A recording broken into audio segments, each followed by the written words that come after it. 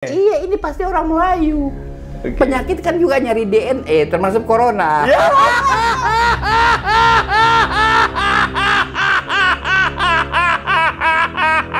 Jangan salah.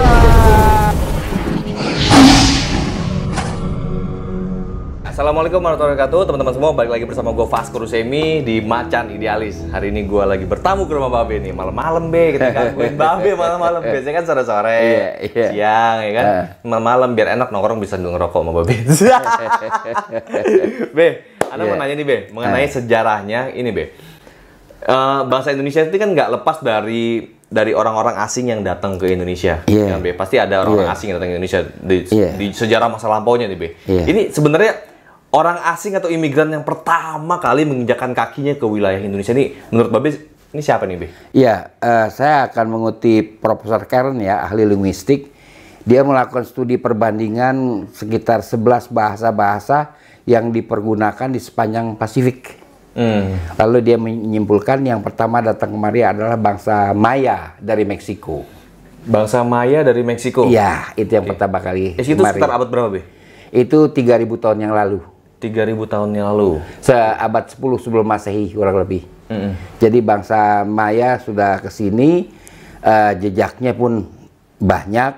Antara lain Sunda Kalapa itu, kata Kalapa bukan nyiur, itu Kalapa adalah nama tempat di Veracruz, Meksiko. Oh. Bukannya nyiur. Itu biasanya migran, orang yang transmigrasi juga, kalau transmigrasi ke Sumatera, tempat dia tinggal juga dikasih nama kampung halaman ya kan, suka ini suka itu kan begitu, ya kan, suka maju, seperti itu kan. Nah lalu orang-orang mereka juga sama, dia beri nama kota yang dia tinggalkan. Dia sendiri orang-orang dari pegunungan Veracruz, kota pantainya namanya Kalapa, itu yang dia beri nama kepada nama tempat yang kemudian dikenal sebagai Sunda Kalapa. Sunda Kalapa? Iya, itu orang-orang Maya, ya kan? Maya. Tapi, Maya ini orang mana nih, Be? Maya nih? Iya, Maya ini wilayah mana nih, Be? Meksiko. Meksiko ya? Iya. Peradaban Maya kan umumnya Meksiko. Oke. Nah, orang-orang dulu yang bermigrasi ke negeri lain itu biasanya sudah tahu tentang daerah-daerah yang akan dia kunjungi, jadi nggak gelap informasi. Oh, jadi mereka sebelum berangkat nih, dari negaranya nih, dari negerinya, dia jalan mau kemana dulu, diselidikin dulu itu? Iya.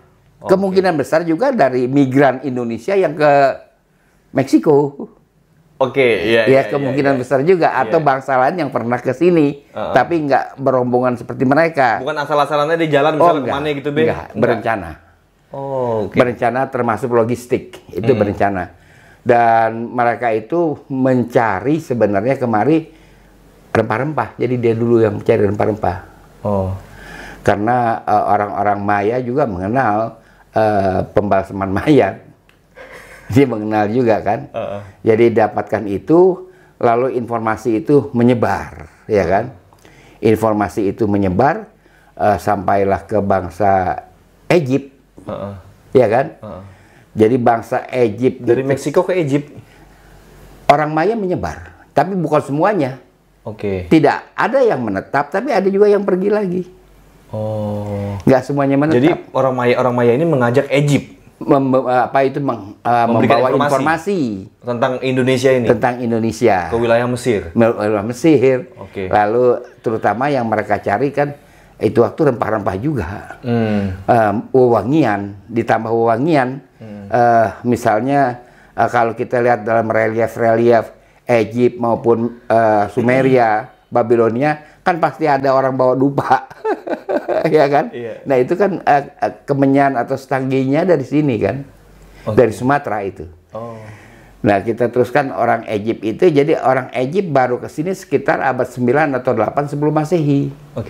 Tetapi tidak untuk menetap, walaupun ada sebagian yang menetap, mereka kembali lagi karena mereka berdagang. Itu waktu masih barter ya, sifat perdagangan di sini.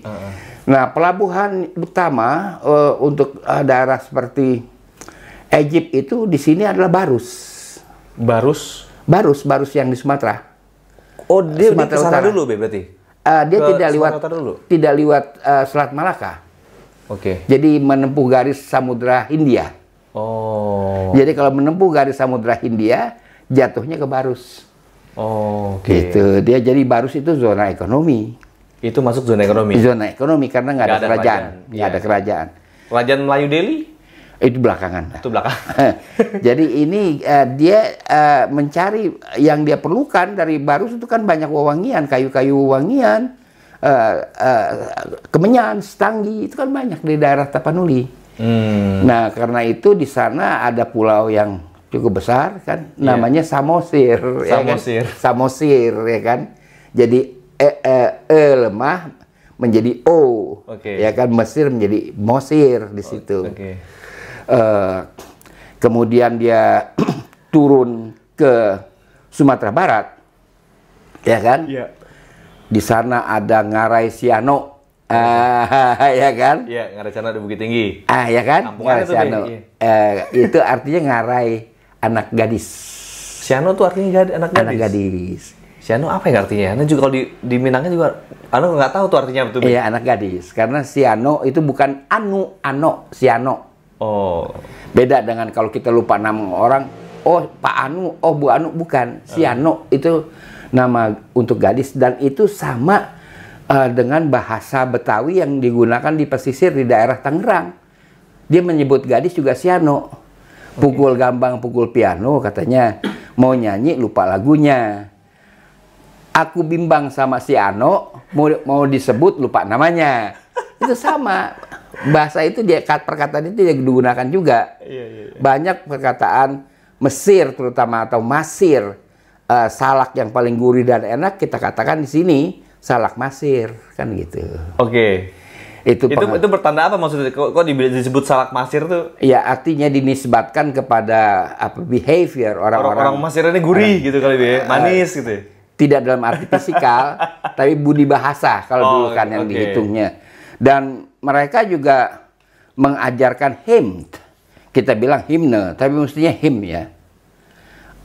Artinya lagu-lagu pujaan. Ya kan? Kalau kagak pakai nyanyian kan namanya meditasi. Ya kan? Atau bertapa gitu kan. Masa orang bertapa nyanyi kan enggak.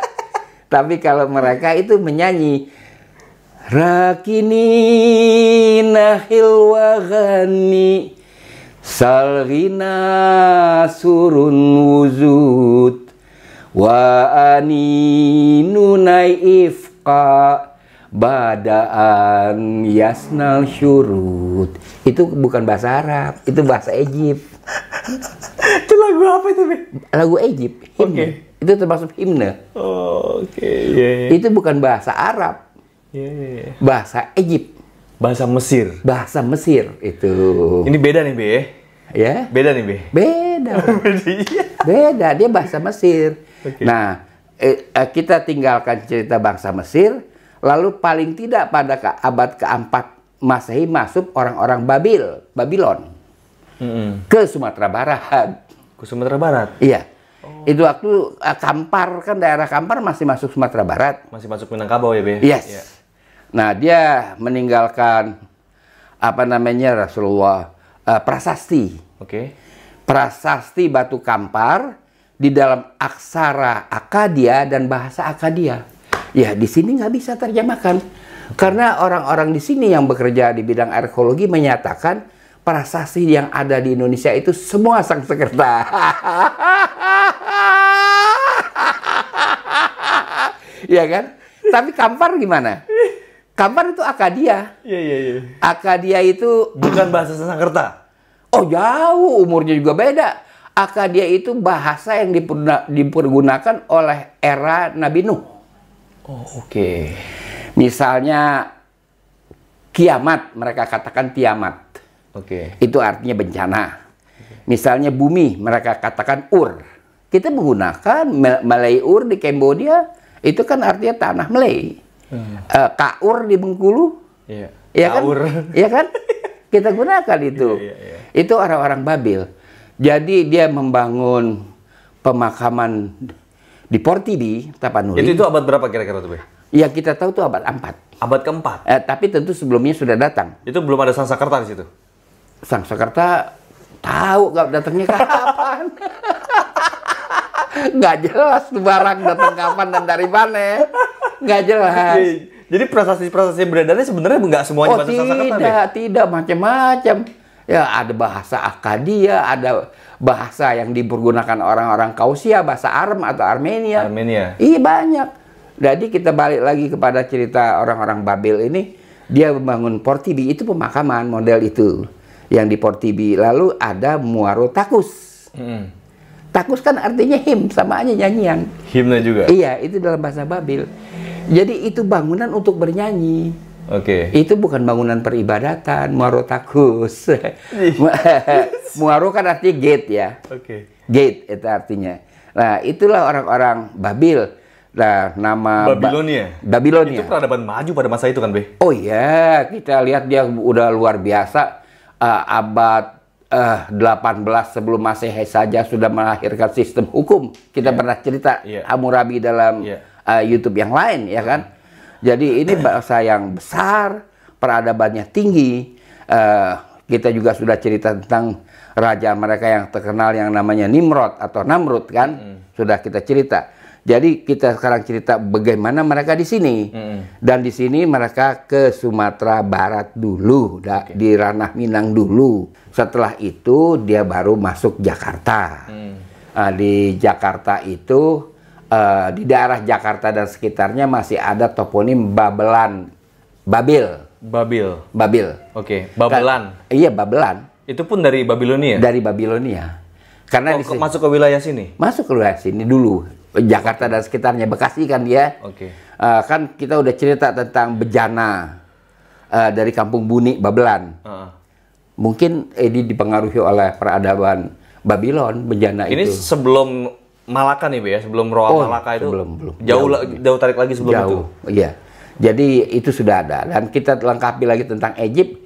Di Toraja itu kan ada kelurahan atau desa yang bernama Kairo. Kelurahan. Oke, nah sekarang kita kasih bukti fisikal tentang sarkofagus, peti jenazah yang terbuat dari batu. Itu ada di Tapanuli, ada di Nias, ada di Kalimantan 5, ada di Gianyar Bali 37. Terbanyak mereka di Bali. Hafal Babe ya? Iya. Bukti-bukti fisiknya itu. Bukti fisikal ada.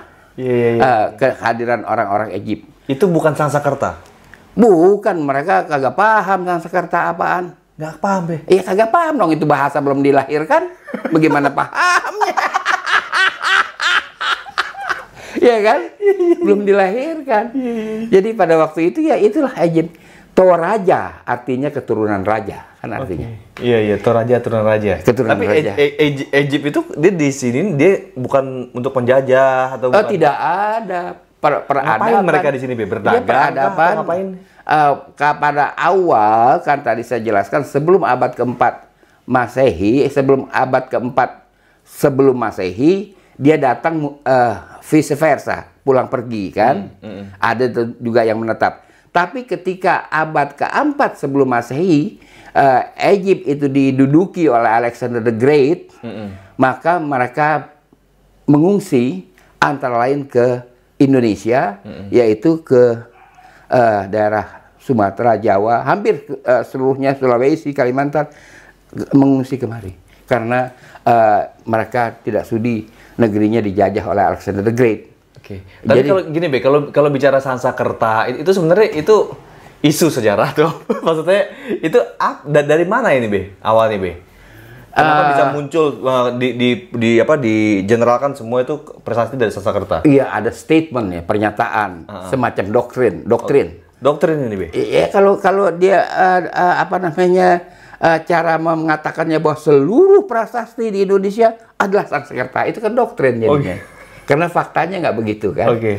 Jadi dia itu dari daerah India dari lebih utara lagi, dari Arya.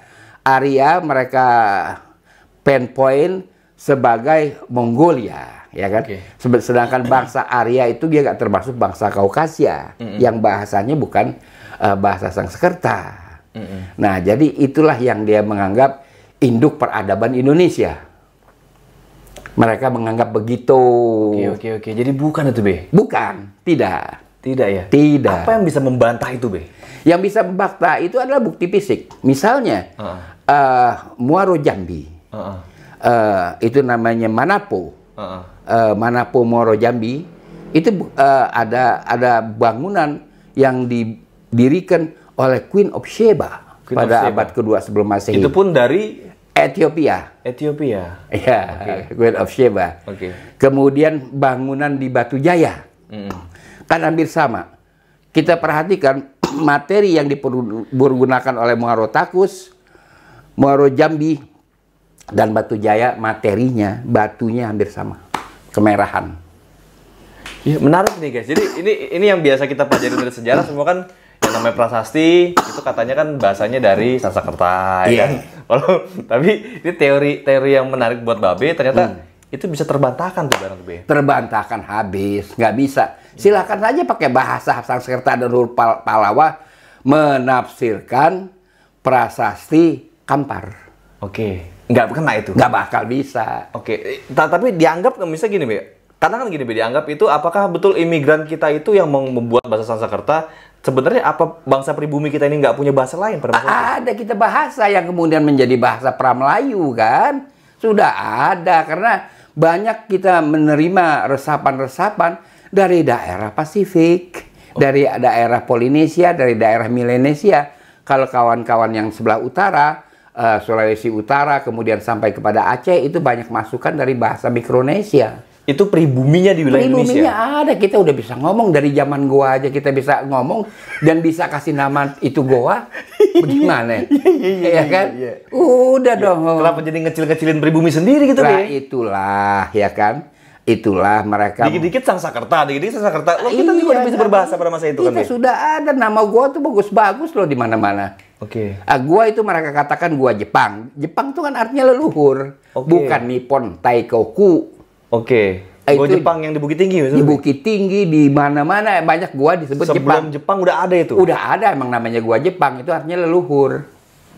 Itu bahasa kita, bukan Sanskerta. Iya, tapi toh akhirnya dipakai oleh Jepang sebagai buat kerja rodi, itu jadi... Iya, dia pakai sebagai benteng, tempat dia sembunyi, menghadapi sekutu. Tapi seakan-akan itu dibuat oleh Jepang? Oh, tidak. Sebenarnya itu udah ada sebelum itu. Kedalaman gua Merapi itu 1.500 meter. Kalau Jepang manusia bikin gitu, Be? Misalnya Jepang yang bikin, dia menjajah 3,5 tahun kagak cukup. 3,5 tahun baru dapat 10 meter. Ini 1.500 meter. Kagak cukup. Turun ke bawah tuh, Be? Turun ke bawah. Anak pernah masuk tuh, Be, turun ke bawah. Dan jangan salah. Gila, keren. Kalau malam tuh terang. Kalau malam terang, Be? Iya, batunya lain. Kagak gelap gulita dalam gua kalau malam terang. Walaupun udah ada lampu sih. Dari mana Jepang dapat ilmu itu? Tidaklah, dia cuma numpang sembunyi di situ di mulut gua, lalu dikasih besi, pintu besi. Kan itu. Akhirnya mungkin direnovasi sama dia gitu. Iya, ada yang bakal gua yang di Istiqlal tuh gua jambul itu pintu guanya dipermak sama Belanda supaya dia disangka yang bikin. Jadi menarik banget ya teman-teman. Jadi memang sebenarnya bangsa pribumi kita itu pun sebelum adanya bahasa-bahasa Sanskerta itu sebenarnya kita udah punya budaya yang hebat. Iya, katakanlah saja Tenabang. Kita bacanya bukan Tanah Abang, Tenabang. Itu kan artinya panggilan bumi. Bagus nggak tuh bahasa? Itu nama gua. Oh, ada gua itu tuh? Ada gua. Oh, sekarang nggak ada lagi, Be? Oh, udah di uruk aspal, jalan aspal Pas Mansur. Iya. Itu namanya aja bagus. Iya kan? Masa kita nggak bisa ngomong? Udah bisa ngomong lah kita. Tapi itu berarti penyebaran bahasa Pramelayu itu dari zona ekonomi itu? Jadi zona karena memang gayanya orang-orang Melayu kan gini, Be. Orang Melayu ini budayanya kan merantau, Be. Yes. Jadi dia menyebar kemana-mana tuh? Iya. Makanya saya bilang, orang Maya tuh dapat informasi dari mana? Bahwa ada Setanggi di Tapanuli, ada Kemenyan di Tapanuli, lalu ada rempah-rempah di Maluku. Ya dari orang Indonesia. Ya guys, ini keren banget ini. Memang perlu kita pahami lagi lebih dalam bahwa Indonesia sudah besar dari zaman imigran-imigran itu belum datang ke Be. Oh iya besar lah, kan bayangkan aja Winzeller, seorang peneliti meledai penyakit Melayu ya, kan ada penyakit ras. Latah. Dia temukan ada orang latah di Rusia, ada orang latah di Kanada. Itu penyakit karena ada DNA-nya. Iya, ini pasti orang Melayu. Penyakit kan juga nyari DNA, termasuk corona.